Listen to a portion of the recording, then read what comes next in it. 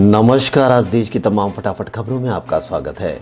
Delhi high court की तरफ से दिल्ली सरकार को राहत नहीं मिली है। अदालत ने प्राइवेट अस्पतालों में आईसीयू बेड रिजर्व करने के फैसले से रोक हटाने से फिलहाल इनकार कर दिया है। इस मामले में सभी पक्षों को नोटिस जारी किया गया है। 9 अक्टूबर को इस मामले की फिर से सुनवाई होगी। लोन मोरिटोरियम अवधि मामले में सुप्रीम कोर्ट में फिर सुनवाई टल गई है। केंद्र सरकार ने और समय मांगा है, जिसके बाद सुप्रीम कोर्ट ने सुनवाई 5 अक्टूबर तक टाल दी है। केंद्र ने सोमवार को कोर्ट से कहा कि उसका निर्णय एक एडवांस स्थिति में है, उसे अदालत के समक्ष ब्यौरा रखने के लिए कुछ और समय चाहिए। केंद्र सरकार द्वारा संसद के दोनों सदनों से पारित 3 कृषि विधेयकों पर राष्ट्रपति ने हस्ताक्षर कर दिए हैं, यानी अब ये कानून बन गए हैं। इस कानून को लेकर देश भर में प्रदर्शन जारी है।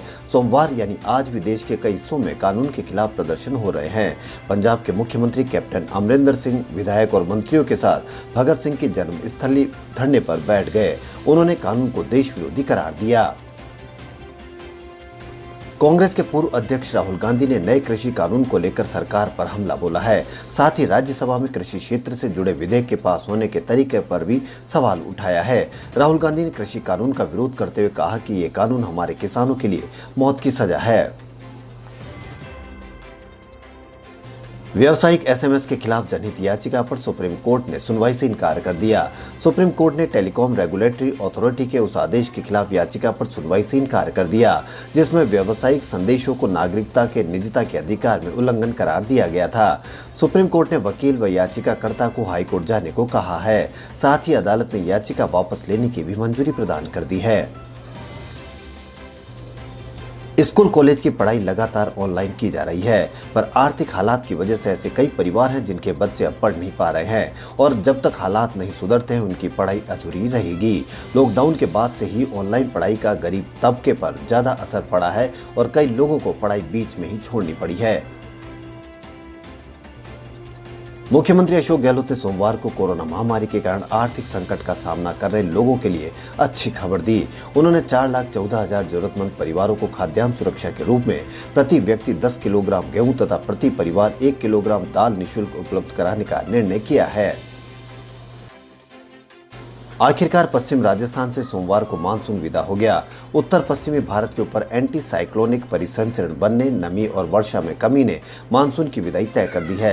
यह निकासी लाइन अभी कई राज्यों से होकर निकली है। हनुमानगढ़, बीकानेर, जैसलमेर, भटिंडा और अमृतसर से होकर निकल रही है। साथ ही अगले 2-3 दिनों में राज्य के कुछ और हिस्सों में दक्षिण पश्चिम मानसून विदा हो जाएगा।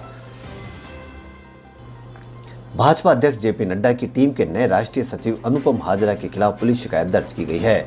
दरअसल हाजरा ने कहा कि अगर ममता बनर्जी कोरोना से संक्रमित होती है तो वो उन्हें गले से लगा लेंगे और उन्हें कोविड से प्रभावित परिवारों के दर्द का एहसास करवाएंगे। हाजरा के इस बयान के बाद उनके खिलाफ तृणमूल कांग्रेस ने सिलीगुड़ी पुलिस में शिकायत दर्ज करवाई है। देश में रेल यात्रा और महंगी होने वाली है। सरकार जल्दी यूजर डेवलपमेंट फीस यानी यूडीएफ में बढ़ोतरी करने जा रही है। इस बढ़ोतरी को अगले महीने कैबिनेट से मंजूरी मिल सकती है। सूत्रों के मुताबिक अब यूजर डेवलपमेंट फीस 10 रुपए से लेकर 35 रुपए तक हो सकती है। अलग अलग श्रेणी पर भिन्न यूजर फीस लागू होगी। यह यूडीएफ प्राइवेट स्टेशन से यात्रा करने पर ही यात्री पर लागू होगा। अगले महीने से पूरे देश में फेस्टिव सीजन शुरू हो जाएगा। कोरोना काल में आने वाले फेस्टिव सीजन के दौरान बैंकों की महत्वपूर्ण भूमिका रहती है। हालांकि इस बार अक्टूबर के महीने में बैंक केवल आधे महीने ही खुलेंगे। ऐसा इसलिए क्योंकि इस बार गेजेटेड, स्थानीय और दूसरा चौथा शनिवार व रविवार मिलाकर बैंकों में करीब 15 दिन की छुट्टियां रहेगी। कोरोना संकट के बीच देश के सबसे बड़े bank state bank of India ने त्योहारी ऑफर का आगाज कर दिया है। अगर आप नया घर, नई कार इस फेस्टिव सीजन में खरीदने का मन बना रहे हैं तो फिर एसबीआई के इस खास ऑफर का लाभ उठा सकते हैं। एसबीआई गोल्ड लोन ग्राहकों के लिए भी स्पेशल ऑफर लेकर आया है। इसके अलावा अगर कैश की किल्लत बढ़ गई है और इमरजेंसी में पर्सनल लोन लेने की सोच रहे हैं तो फिर special rate SBI personal loan भी ऑफर कर रहा है। बैंक 9.6% की कम ब्याज दर पर पर्सनल लोन पेशकश कर रहा है।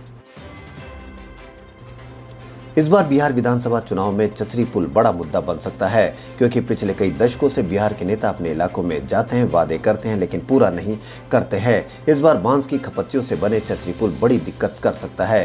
निर्माण की लंबित मांग की मनदेखी राजनीतिक दलों और उम्मीदवारों पर भारी पड़ सकती है। साउथ कोरियन टेक्नोलॉजी कंपनी ने भारत में गैलेक्सी टैब A7 लॉन्च कर दिया है। इसे 3 colour variants dark grey, silver और गोल्ड में पेश किया गया है। गैलेक्सी टैब A7 की शुरुआत कीमत 17,999 रुपए है। इस कीमत पर सिर्फ वाईफाई वेरिएंट मिलेगा। LTE और वाईफाई मॉडल की कीमत 21,999 रुपए है। गैलेक्सी टैब A7 में 3G रैम के साथ 32 GB की इंटरनल स्टोरेज दी गई है। माइक्रो SD कार्ड के जरिए 1 TB तक बढ़ा सकते हैं। इसके साथ कंपनी कुछ ऑफर्स भी दे रही है। खबरों फिलहाल इतना ही। यदि आपको हमारा चैनल पसंद आए तो लाइक, सब्सक्राइब और शेयर अवश्य करें। धन्यवाद।